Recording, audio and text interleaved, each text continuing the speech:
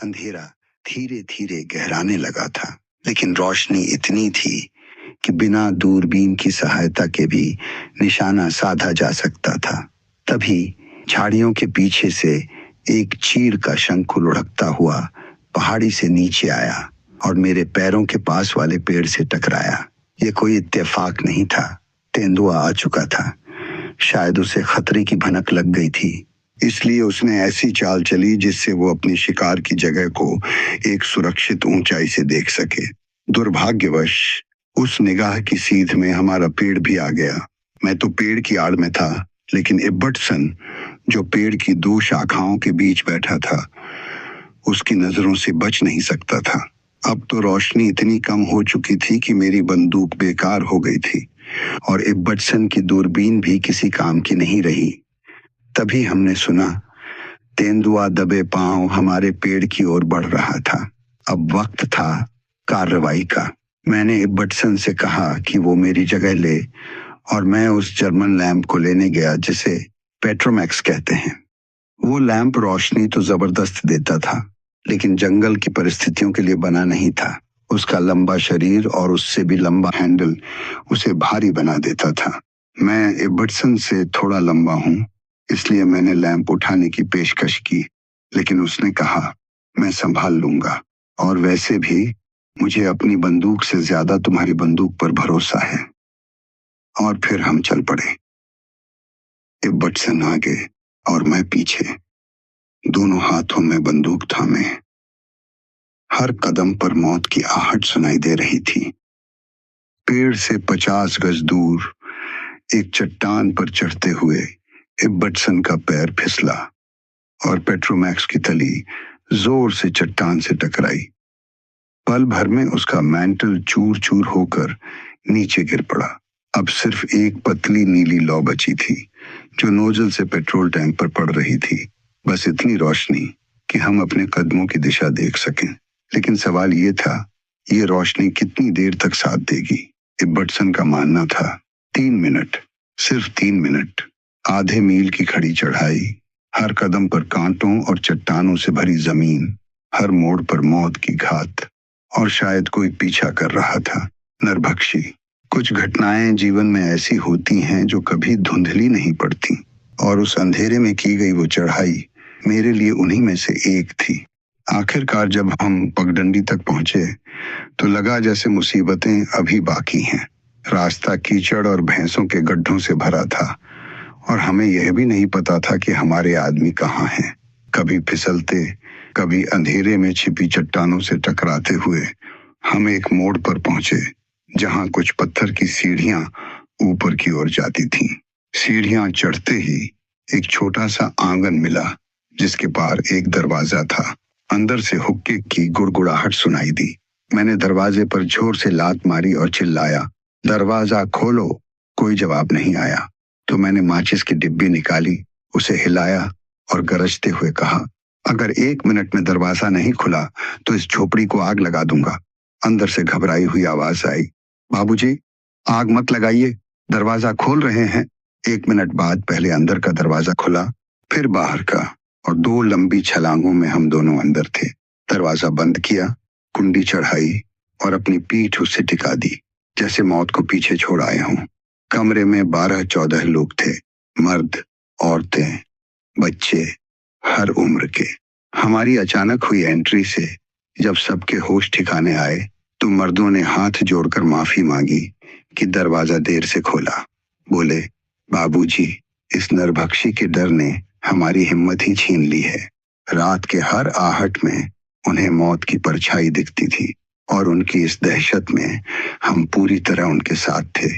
क्योंकि जब से इब्बटसन फिसला था और लाल गर्म लैंप को फोड़ने से बचाने के लिए बुझा दिया गया था, तब से मुझे यकीन हो गया था कि हम दोनों में से कोई एक, या शायद दोनों, इस गांव तक नहीं पहुंच पाएंगे। गांव वालों ने बताया कि हमारे आदमी सूरज ढलने से पहले पहुंच चुके हैं और उन्हें पहाड़ी के उस पार एक इमारत में ठहराया गया है। 2 हट्टे कट्टे मर्द हमें रास्ता दिखाने को तैयार हुए, पूरी तरह जानते हुए कि लौटते वक्त उनकी जान खतरे में होगी। हमने उनका प्रस्ताव ठुकरा दिया और सिर्फ एक गुजारिश की, कोई रोशनी दे दो। काफी खोजबीन के बाद एक पुराना टूटा फूटा लालटेन निकला। कांच फटा हुआ था, तेल बस कुछ बूंदें बची थीं। जोर से हिलाने पर लौ जली और गांव वालों की दुआओं के साथ हम फिर चल पड़े। पीछे से दोनों दरवाजे बंद कर दिए गए। फिर वही कीचड़, वही छिपे हुए पत्थर, लेकिन अब हमारे पास एक हल्की सी रोशनी थी। धीरे धीरे हम दूसरी सीढ़ियां ढूंढते हुए एक लंबे आंगन में पहुंचे। सामने 2 मंजिला इमारतों की कतार थी। हर दरवाजा बंद, हर खिड़की अंधेरे में डूबी। हमने आवाज दी। एक दरवाजा खुला। कुछ पत्थर की सीढ़ियां चढ़कर हम ऊपर की बालकनी में पहुंचे। वहीं 2 कमरे थे जो हमारे लिए तय किए गए थे। तभी कहीं से एक देसी कुत्ता आया। दोस्ताना था, पूंछ हिलाता हुआ हमारे पैरों के पास सूंघता रहा। फिर उसी सीढ़ी की ओर बढ़ा जहां से हम आए थे। अगले ही पल एक डरावनी चीख, फिर पागलों जैसी भौंकने की आवाज। कुत्ता उल्टा भागता हुआ हमारी ओर आया। उसके पूरे शरीर के बाल खड़े थे, जैसे उसने मौत को अपनी आंखों से देख लिया हो।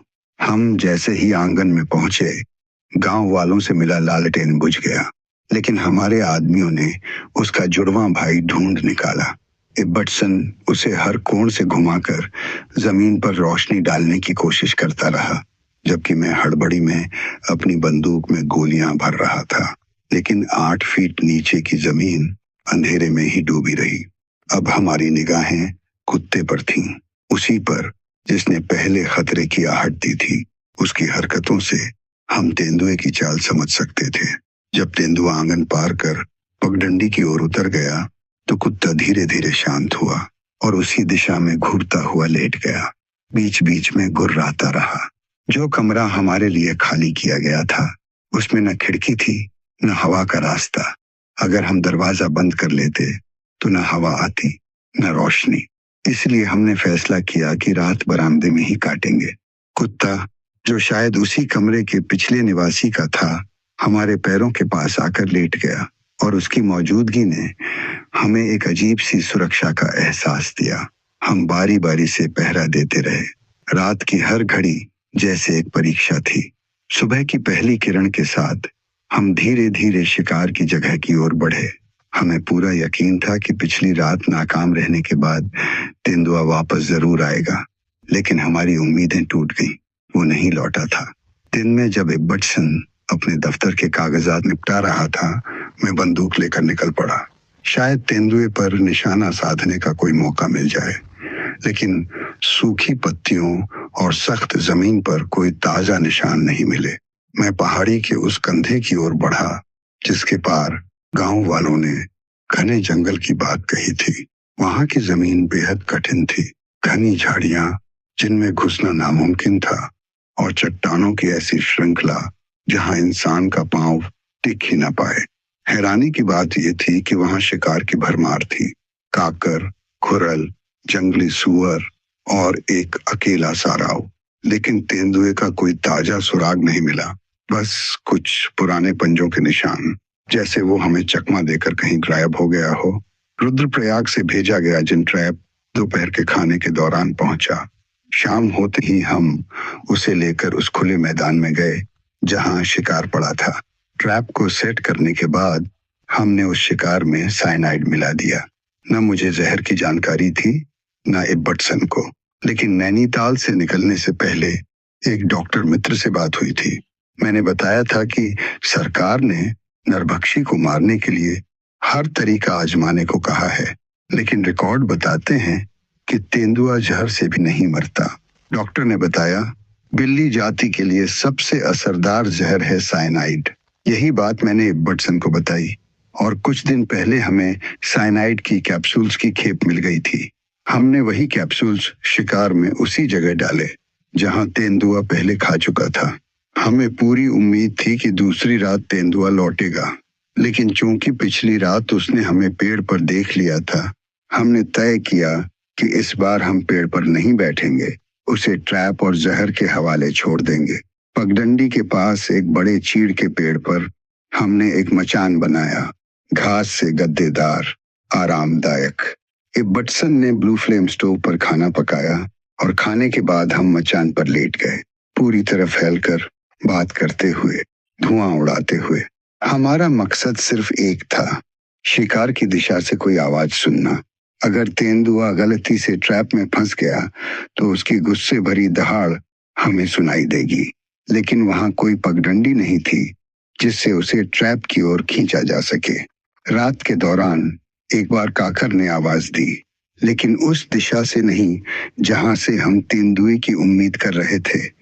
भोर की पहली किरण के साथ हम मचान से नीचे उतरे। चाय की एक गर्म प्याली के बाद हम शिकार की ओर बढ़े। वो ठीक वैसे ही पड़ा था जैसे हमने छोड़ा था। जल्दी नाश्ता करने के बाद इब्बटसन रुद्रप्रयाग के लिए रवाना हो गया। मैं अपना सामान समेट रहा था और गांव वालों से आखिरी बातचीत कर रहा था। नैनीताल की 15 दिन लंबी यात्रा शुरू करने ही वाला था, तभी कुछ लोग हाँफते हुए आए। खबर थी 4 मील दूर एक गांव में तेंदुए ने एक गाय को मार डाला है। उन्हें शक था कि ये वही नरभक्षी है, क्योंकि पिछली रात जब तेंदुआ हमें पेड़ से बरामदे तक पीछा करता आया था, उसी रात उसने गांव के मुखिया के घर का दरवाजा तोड़ने की कोशिश की थी और अगली ही शाम उसी घर से 300 गज दूर जंगल में गाय मरी पाई गई। गांव वालों की गुहार पर मैंने नैनीताल की यात्रा टाल दी और उनके साथ चल पड़ा, साथ में जिन ट्रैप और जहर की खेप लेकर। मुखिया का घर एक छोटी सी ऊंची जगह पर था, चारों ओर खेती की जमीन। वहां तक पहुंचने वाली पगडंडी कुछ दूर तक दलदली और नरम थी, और वहीं उसी कीचड़ में मुझे दिखे नरभक्षी तेंदुए के ताजा पंजों के निशान। अब शिकार फिर से शुरू होना था, लेकिन इस बार मैदान नया था और मौत पहले से ज्यादा करीब। मुखिया ने मुझे घाटी पार से आते देख लिया था, और जब मैं उसके आंगन में पहुंचा तो ताजे दूध और गुड़ से बनी भाप उठाती चाय मेरी प्रतीक्षा कर रही थी। मैं घुरल की खाल से मढ़े बांस के पलंग पर बैठा और उस मीठी गाढ़ी चाय की चुस्कियां ले रहा था। तभी उसने मेरा ध्यान दरवाजे की ओर दिलाया, वही दरवाजा जिसे 2 रात पहले तेंदुए ने तोड़ने की कोशिश की थी।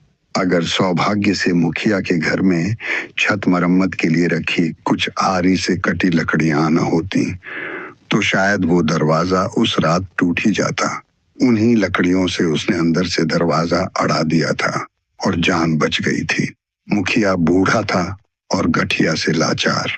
उसने अपने बेटे को भेजा कि वो मुझे शिकार की जगह दिखा दे, जबकि वो मेरे और मेरे आदमियों के लिए घर में जगह बनवाने लगा। शिकार, एक जवान हट्टी कट्टी गाय एक समतल जगह पर पड़ी थी, ठीक उस पगडंडी के ऊपर जहां से मवेशी गुजरते थे। जगह बिल्कुल सही थी जिन ट्रैप लगाने के लिए। गाय की पीठ जंगली गुलाब की झाड़ियों से सटी थी और उसके खुर 1 फुट ऊंचे किनारे से लगे थे। तेंदुआ खाते वक्त उसी किनारे पर बैठा था, अपने अगले पंजे गाय की टांगों के बीच रखकर। मैंने गाय की टांगों के बीच की मिट्टी को सावधानी से खोदकर दूर फेंका और ठीक उसी जगह ट्रैप लगाया जहां तेंदुए ने अपने पंजे रखे थे।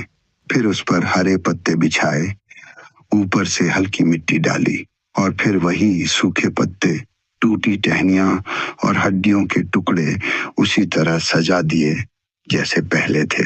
100 में से कोई एक भी इंसान अगर उस जगह आता तो भी उसे जरा भी शक न होता कि वहां जमीन को छेड़ा गया है और मौत उसका इंतजार कर रही है। सभी तैयारियां पूरी कर लेने के बाद मैं वापस उसी रास्ते पर लौटा और उस पेड़ पर चढ़ गया जो शिकार और मुखिया के घर के बीच में था, ठीक उस जगह जहां से मैं ट्रैप पर नजर रख सकता था। सूरज ढलने को था। तभी एक जोड़ा कालेज तीतर और उनके 5 बच्चे, जिन्हें मैं काफी देर से देख रहा था, अचानक घबरा गए और पहाड़ी से नीचे भाग गए। कुछ ही सेकंड बाद एक काकर मेरी ओर दौड़ता आया, मेरे पेड़ के नीचे भौंका और फिर चुपचाप पहाड़ी की ओर चला गया। इसके बाद कुछ नहीं हुआ। पेड़ों की छाया में अंधेरा इतना गहरा हो गया कि बंदूक की साइट्स दिखना बंद हो गई। मैं पेड़ से उतर आया और रबर के जूतों में दबे पांव गांव की ओर बढ़ गया।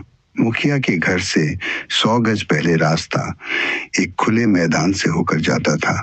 30 गज लंबा, 20 गज चौड़ा। मैदान के ऊपरी हिस्से में एक बड़ी चट्टान थी।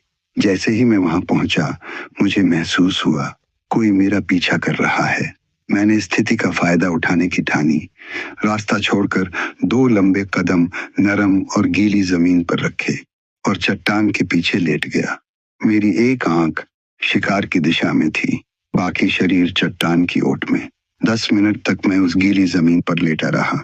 जब रोशनी लगभग खत्म हो गई तो मैं वापस पगडंडी पर आया और पूरी सावधानी से मुखिया के घर तक पहुंचा। रात के किसी पहर मुखिया ने मुझे गहरी नींद से जगाया। उसने दरवाजे पर तेंदुए के पंजों की खरोंच की आवाज सुनी थी। सुबह जब मैंने दरवाजा खोला तो धूल में ताजा पंजों के निशान थे। मैंने उन निशानों का पीछा किया और पाया कि तेंदुआ ने वही किया जो मैंने पिछली शाम किया था। वही रास्ता छोड़ा, वही नरम जमीन पार की, वही चट्टान की ओट ली और फिर मेरे पीछे पीछे घर तक आया। उसने घर के चारों ओर कई बार चक्कर लगाए। घर से निकलने के बाद वो फिर उसी रास्ते पर लौट गया।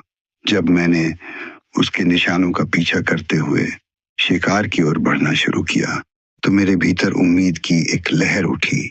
अब जाकर मुझे एहसास हुआ 8 साल तक इंसानों के बीच रहकर एक नरभक्षी तेंदुआ कितनी गहरी चालाकी और समझ विकसित कर सकता है। ये अब सिर्फ शिकार नहीं था, ये एक मनोवैज्ञानिक युद्ध था। मैं पगडंडी छोड़कर ऊंचाई से शिकार की ओर बढ़ा।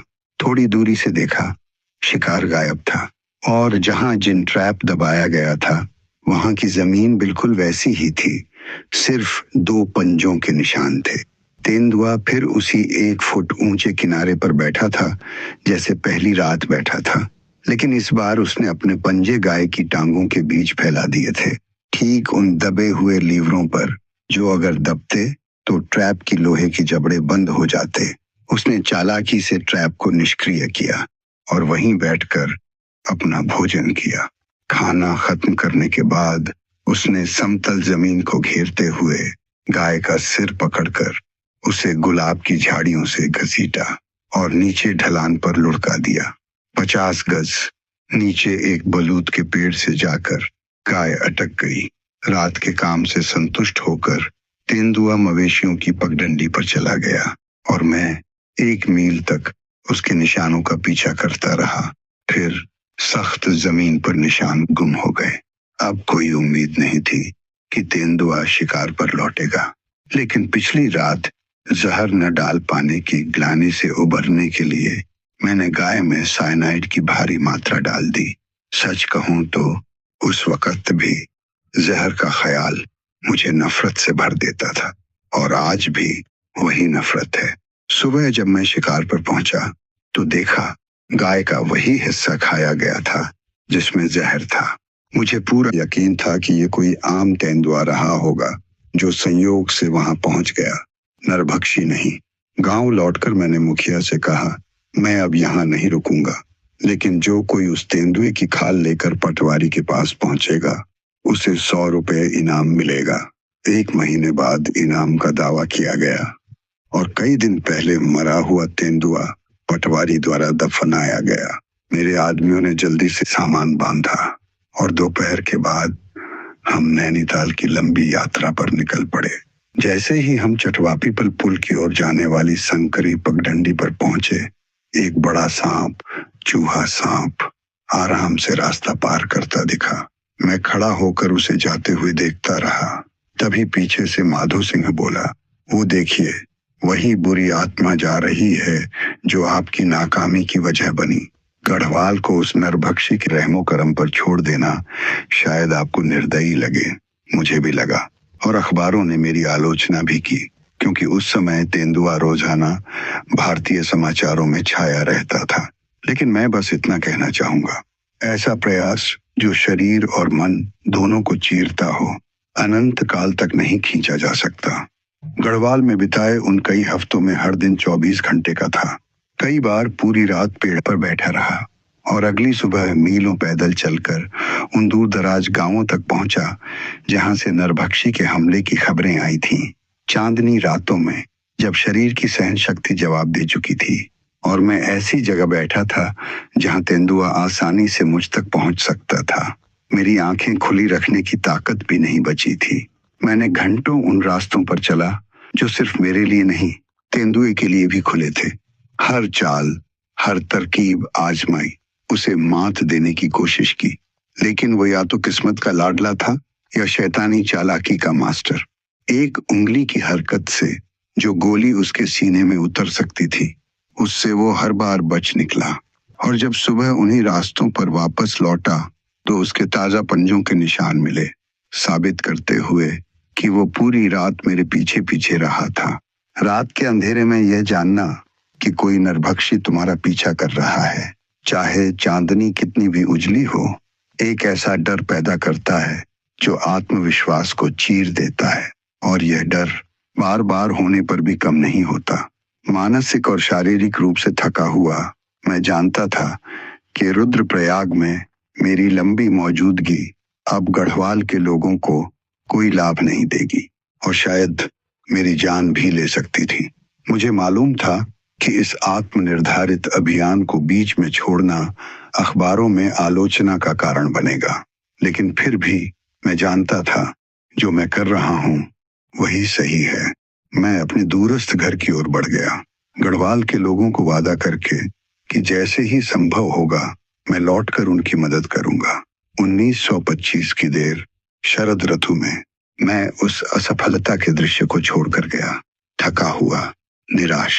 लेकिन 1926 की वसंत ऋतु में मैं लौटा, नई ऊर्जा और उम्मीदों के साथ। इस बार नरभक्षी की खोज में मैं ट्रेन से कोटद्वार पहुंचा और वहां से पैदल पौड़ी गया। इस तरह 8 दिन की यात्रा बच गई। पौड़ी में इब्बटसन मेरे साथ जुड़ा और हम दोनों रुद्रप्रयाग की ओर रवाना हुए। मेरे 3 महीने की अनुपस्थिति में नरभक्षी ने 10 लोगों को मार डाला था और इन 3 महीनों में दहशत में डूबे गांव वालों ने उसे मारने की कोई कोशिश नहीं की। इन 10 में से आखिरी शिकार एक छोटा बच्चा अलकनंदा के बाएं किनारे पर मारा गया था। ठीक 2 दिन पहले जब हम रुद्रप्रयाग पहुंचे, हमें पौड़ी में ही इस हत्या की तार से सूचना मिली थी। हमने जितनी तेजी से हो सकता था यात्रा की, लेकिन जब निरीक्षण बंगले पर पहुंचे तो पटवारी ने बताया तेंदुआ ने पिछली रात ही पूरे शिकार को खा लिया था। उस मासूम के शरीर का कोई हिस्सा नहीं बचा था जिस पर बैठकर हम निगरानी कर सकते। बच्चे की हत्या आधी रात को हुई थी, रुद्रप्रयाग से 4 मील दूर एक गांव में। और चूंकि तेंदुआ ने बिना किसी बाधा के भोजन किया था, उसके नदी पार करने की संभावना नहीं थी। इसलिए हमने पहुंचते ही दोनों झूलते पुलों को बंद करवा दिया। सर्दियों में इब्बटसन ने पूरे इलाके में एक बेहद चुस्त खुफिया तंत्र खड़ा कर दिया था, जहां नरभक्षी तेंदुआ सक्रिय था। अगर कहीं कोई कुत्ता, बकरी, गाय या इंसान मारा जाता या किसी दरवाजे को तोड़ने की कोशिश होती तो हमें तुरंत खबर मिल जाती। सैकड़ों झूठी अफवाहें भी आईं। हर रात की आहट, हर परछाई को लोग नरभक्षी समझने लगे थे और इन अफवाहों के पीछे हमने मीलों पैदल चलकर सच्चाई खोजी। ऐसी ही एक अफवाह आई कुंडा गांव से, रुद्रप्रयाग से 7 मील दूर अलकनंदा के दाएं किनारे पर। गांव का एक आदमी गाल्टू शाम को अपने मवेशियों के बाड़े में रात बिताने गया था। अगली सुबह उसका बेटा वहां पहुंचा तो देखा कंबल आधा अंदर आधा बाहर पड़ा था। पास की नरम जमीन पर उसे खींचे जाने के निशान लगे और साथ में तेंदुए के पंजों के निशान भी। गांव में हड़कंप मच गया। 60 लोग शव की तलाश में निकल पड़े और 4 लोग हमें खबर देने रुद्रप्रयाग भेजे गए। उस समय इब्बटसन और मैं नदी के बाएं किनारे पर तेंदुए की तलाश में थे। मुझे पूरा यकीन था कि तेंदुआ हमारी तरफ ही है और गाल्टू की मौत की अफवाह झूठी है। इब्बटसन ने पटवारी को 4 लोगों के साथ कुंडा भेजा ताकि खुद जाकर जांच करे। अगली शाम रिपोर्ट आई एक स्केच के साथ। स्केच में 6 गोल घेरे थे, बीच वाला एक प्लेट जितना बड़ा और उसके चारों ओर 5 चाय की प्याली जितने घेरे, बिल्कुल बराबर दूरी पर। सब कंपास से बनाए गए थे। रिपोर्ट में लिखा था 200 लोगों ने पूरे दिन खोजबीन की, लेकिन गाल्टू का कोई सुराग नहीं मिला। खोज जारी रहेगी। 5 दिन बाद जब हम पुल की मीनार पर बैठने जा ही रहे थे, एक जुलूस बंगले की ओर आया। सबसे आगे एक गुस्से में भरा आदमी था जो चिल्ला रहा था कि उसे बिना किसी जुर्म के गिरफ्तार कर रुद्रप्रयाग क्यों लाया गया। वो आदमी गाल्टू था। जब हमने उसे शांत किया तो उसने कहानी सुनाई।